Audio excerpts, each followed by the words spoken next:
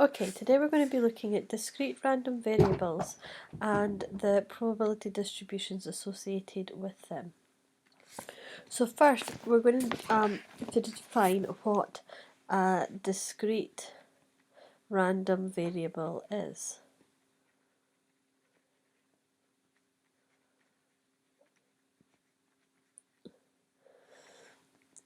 So a variable is discrete and random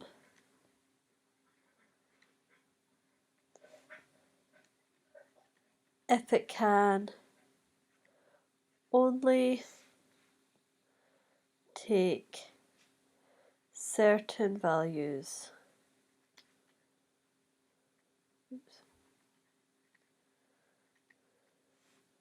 that occur by chance.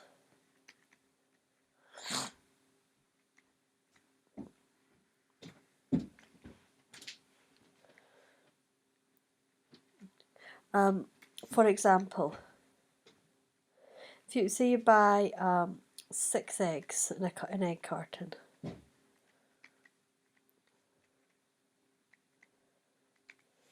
some may be broken.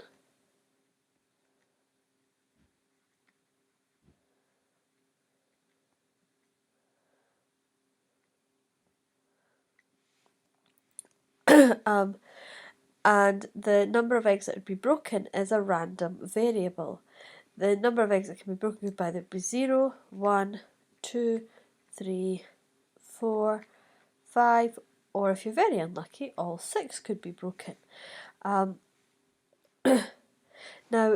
when we say a variable is denoted by an uppercase letter and possible values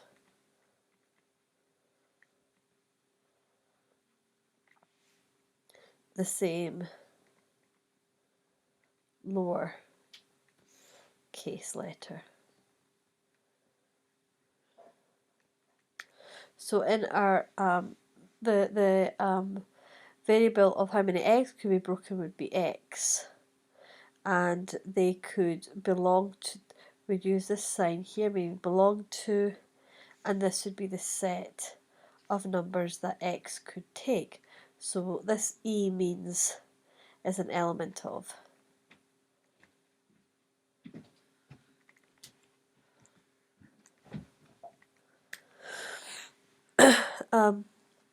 So we could also have another example of a random variable, discrete random variable, is of rolling a dice. Or say we roll 6 die. We could have S as the discrete random variable of the number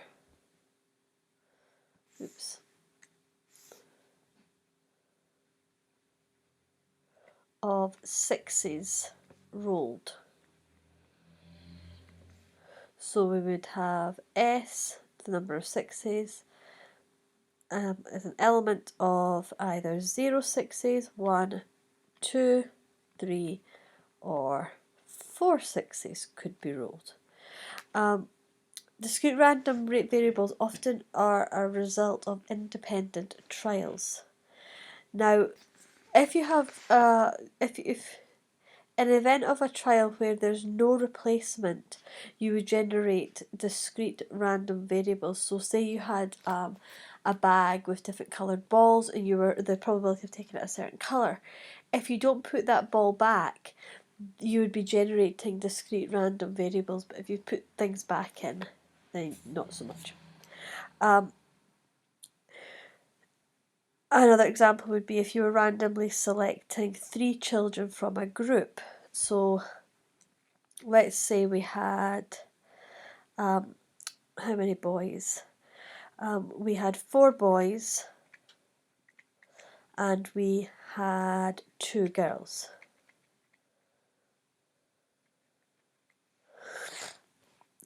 And we want to select 3 children.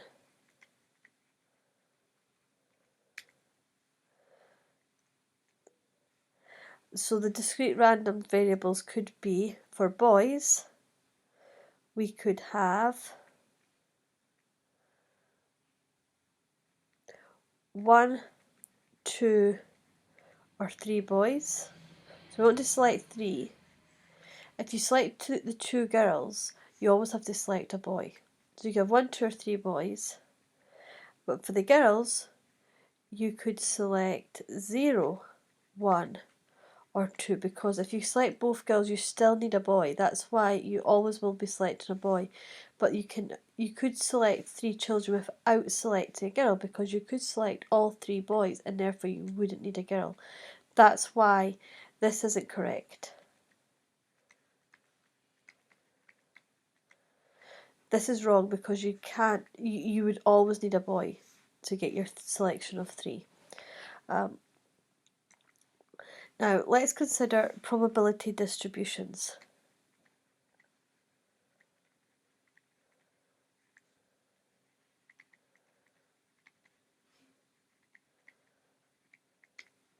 So for a discrete random variable,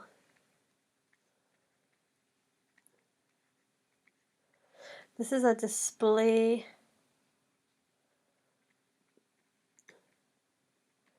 of all possible values and their corresponding probabilities.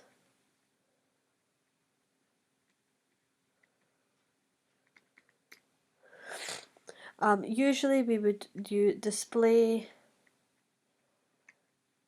as a probability distribution table, but they can also be displayed as can also be represented as a vertical line graph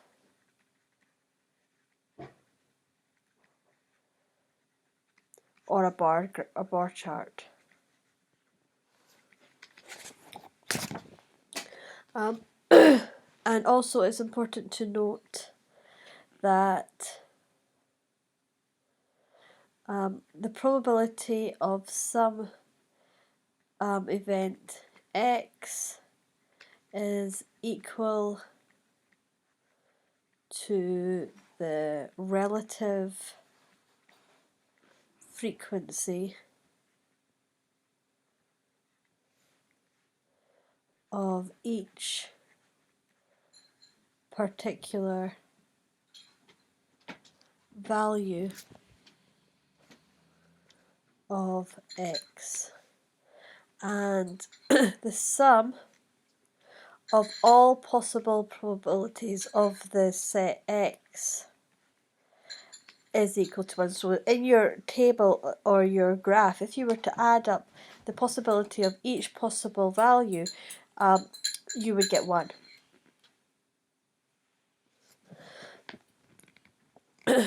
Okay, so let's consider tossing 2 fair coins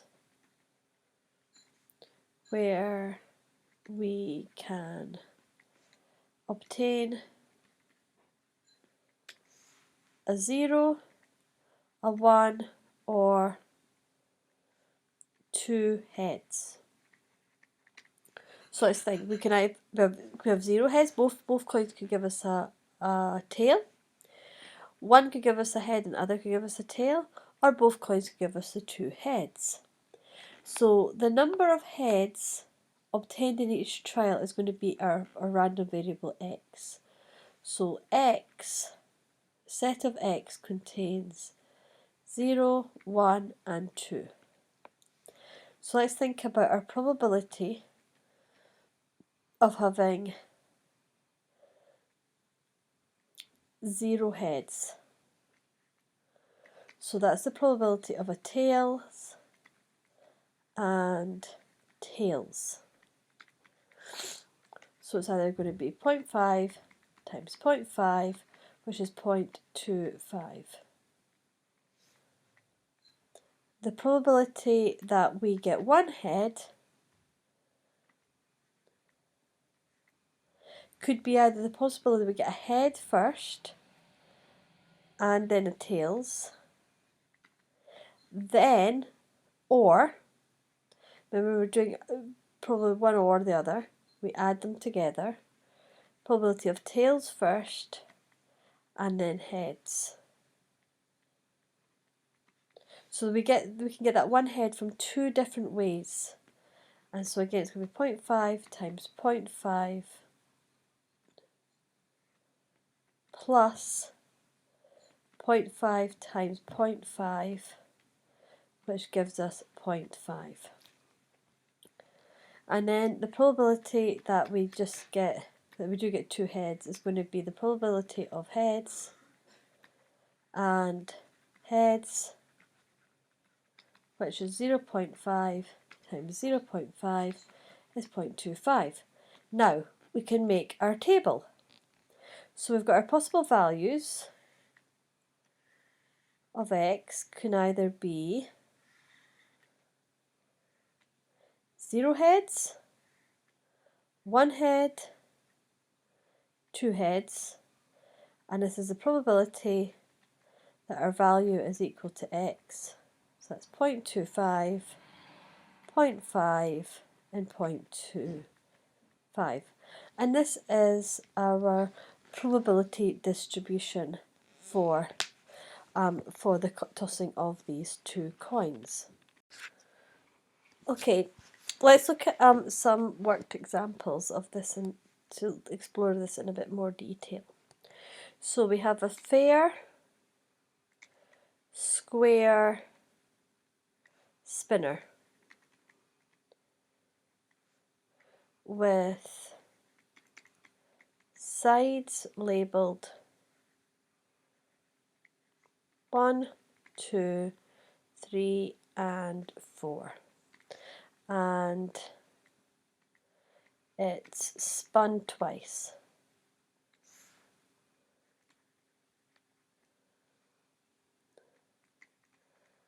The 2 scores obtained are added together to give the total x. Draw up the probability distribution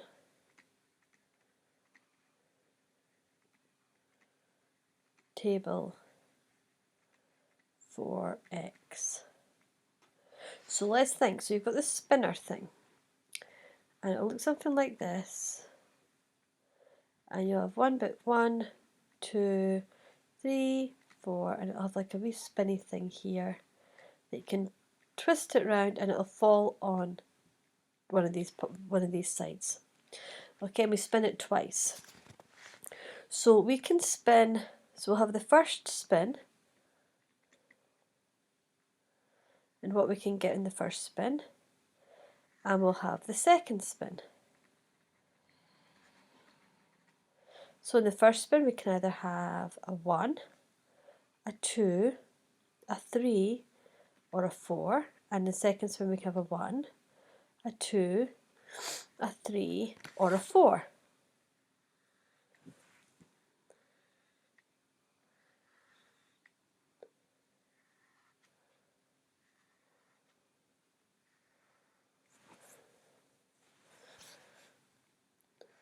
Now let's see what happens when we add them together. So if you get a 1 and a 1, you get a 2. Then you get a 3, 4, 5. And then this will be a 3, 4, 5. 2 and 2 is 4. 2 and 3 is 5. 2 add 4 is 6. Then here we'll have our 5, and here we'll have our 6. 3 add 3 is 6. 3 add 4 is 7. This will be 7. And 4 add 4 is 8. So the possible values for our set of discrete random variables will be 2, 3, 4, 5, 6, 7, and 8. So that's how, when we add our two spins together, this is the possible numbers that we get. So let's then, we've got our value of our value there of x. It can either be a 2, a 3, a 4, a 5, a 6, a 7, or an 8.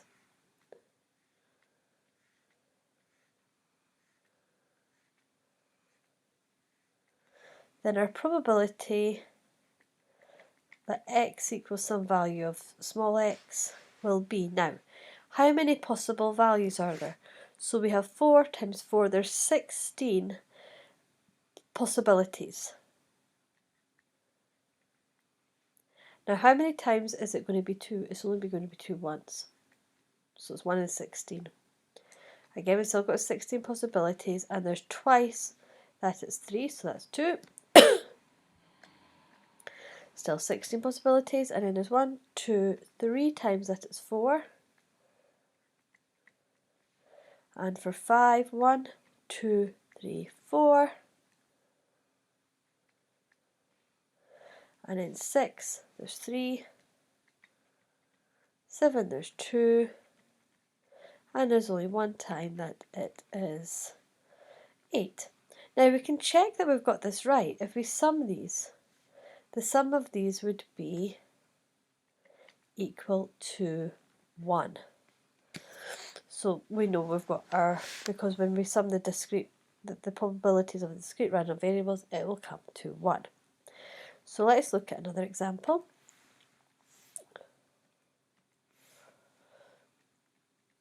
The following table shows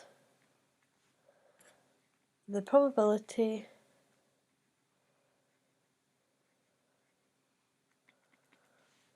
distribution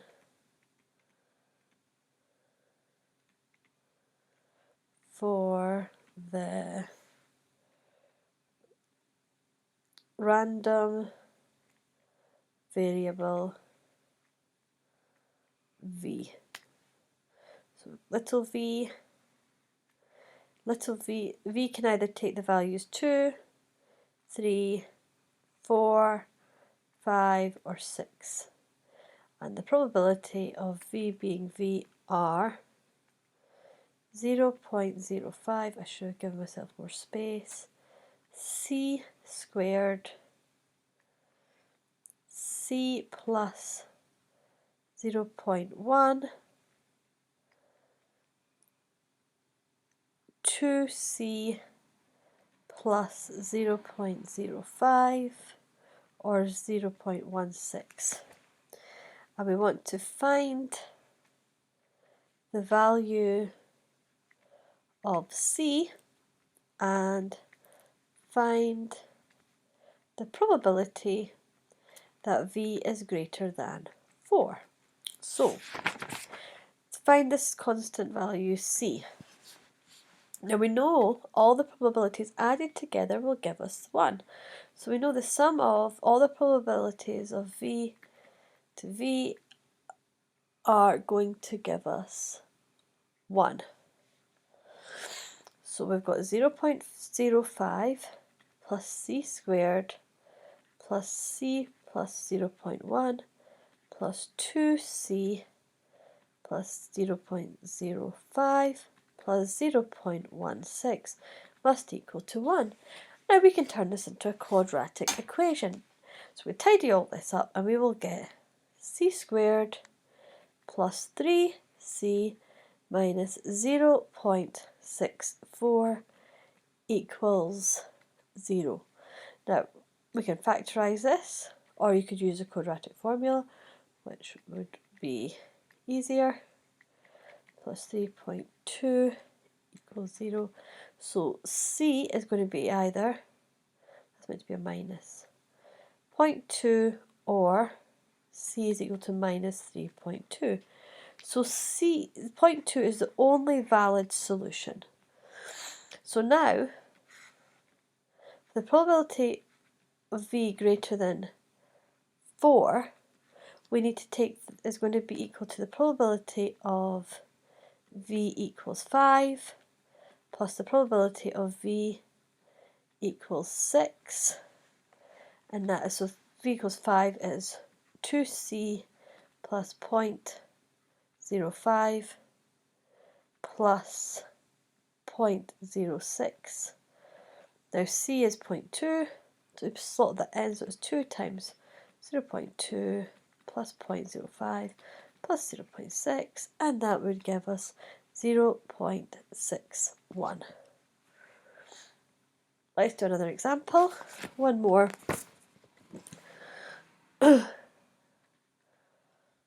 There are spaces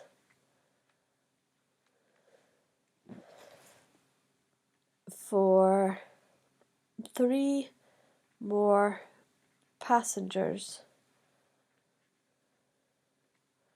on a bus, but 8 youths, 1 man and 1 woman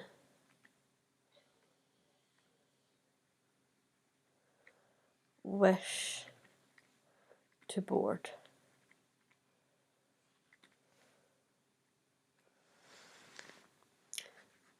The bus driver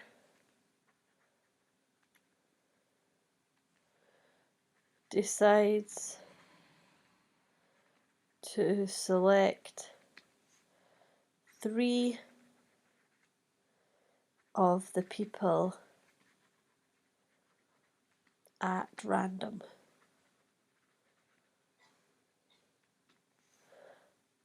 And allow them to board.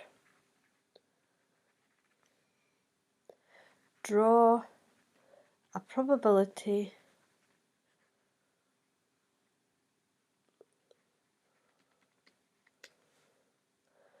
distribution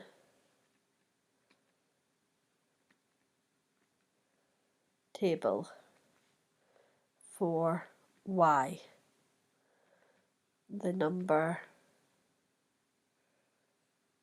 of youths selected. So the selections are made without replacement, so we can use combinations to find the probability of y equals small y. So big Y, the possible values of big Y are, let me just type that up a bit, 1, 2 and 3.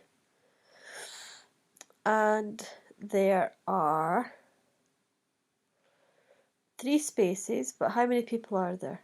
There's 8 youths, 1 man and 1 woman, so there's 10 possible people. So we're selecting a combination of 10 out of 3 possible selections.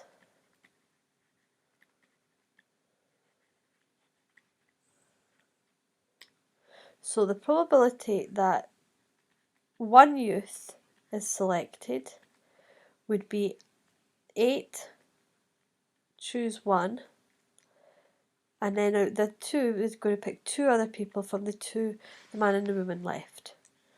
all over 10 choose 3. And that gives us 1/15. The probability of choosing 2 youths would be, so we've got our 8, and now we're choosing 2 youths, and this time we've got our 2 people left, oops, and we're only choosing one of those. Well, and then it's 10 choose 3, and that's 7/15.